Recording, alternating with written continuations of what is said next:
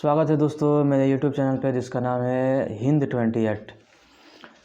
बिहार एक गौरवशाली इतिहास जो मेरे YouTube चैनल पे प्लेलिस्ट है उस पर बहुत सारी वीडियोस आने वाली है। और जो 3 वीडियो है जिसमें एक वीडियो में सिर्फ इंट्रोडक्शन है बिहार का और बाकी के वीडियोस में मगध साम्राज्य और मौर्य साम्राज्य के बारे में। अभी का जो वीडियो है वो गुप्तकालीन बिहार के बारे में है, जब मौर्य समाज के पतन के बाद गुप्त काल की शुरुआत हुई। और इसी काल में चंद्रगुप्त को 320 ईस्वी में पाटलिपुत्र में महाराजा धीराज की उपाधि दी गई।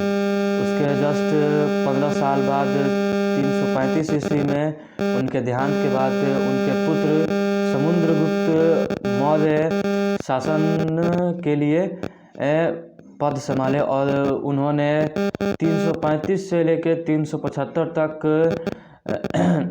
गुप्तकालीन बिहार के गुप्त साम्राज्य का शासनकाल की देखरेख की है उसके। और इसी काल में भारत का नेपोलियन भी कहा जाता है, क्योंकि वो अपने शासनकाल में भारत का विस्तार उपमहाद्वीप तक किए। और इनके अभियानों के बारे में लिखते हुए इनके अभियानों की चर्चा हरिसेन की लिखी प्रयागप्रस्ती नामक पुस्तक में है।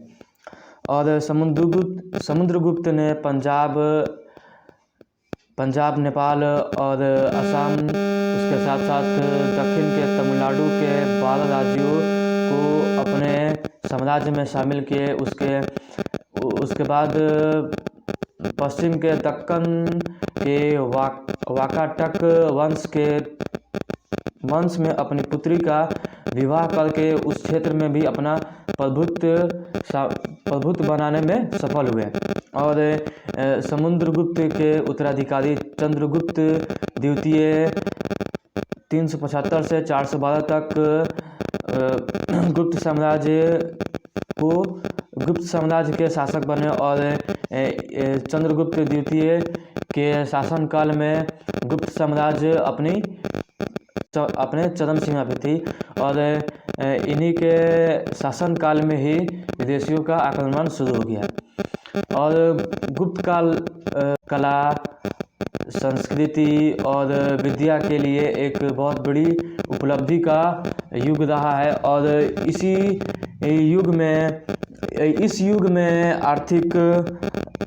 आर्थिक समृद्धि, राजनीतिक शांति और सुदृढ़ता, इसके साथ साथ सांस्कृतिक विकास के कारण इस युग को स्वर्ग युग भी कहा जाता है। बट ये बात अतिशयोक्ति है, बहुत बढ़ा चढ़ा कर कही गई बात है। बट इसके बाद भी इसी काल में आर्यभट्ट, वराहमिहिर और ब्रह्मपुत्र जैसे बड़े बड़े विद्वान हुए, जिन्होंने मैथमेटिक्स, फिलोसफी और एस्ट्रोनॉमी में बहुत बड़े बड़े काम किए। और उस काम को आज तक हम लोग याद करते हैं और उस काम को हम कभी भूल भी नहीं पाएंगे।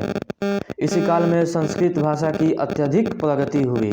कालिदास ने अपने नाटक की रचना की जो तात्कालिक सामाजिक, आर्थिक और सांस्कृतिक जीवन की जानकारी देता है।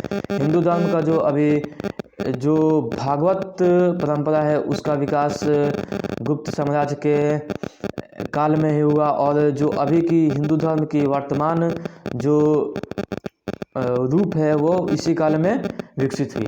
चंद्रगुप्त द्वितीय के शासनकाल में ही चीनी यात्री फाहियान आए, जो भारत भ्रमण के लिए 405 से 411 ईस्वी के बीच भारत में रहे।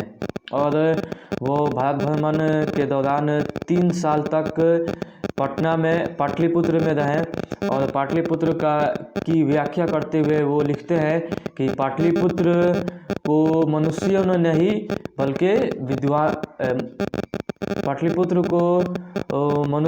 नहीं बल्कि देवताओं ने बनाया। और बिहार का इतिहास बहुत बड़ा है, बहुत लंबा चौड़ा है। तो इसका इतिहास की अभी 2-3 वीडियोस आएंगी। उसके बाद बिहार का जो कंट्रीब्यूशन रहा है भारत के स्वतंत्रता में, और उसके बाद गौरवशाली होने के बाद भी बिहार का जो वर्तमान है इतना ख़राब क्यों है, इस पर भी हम डिस्कस करेंगे।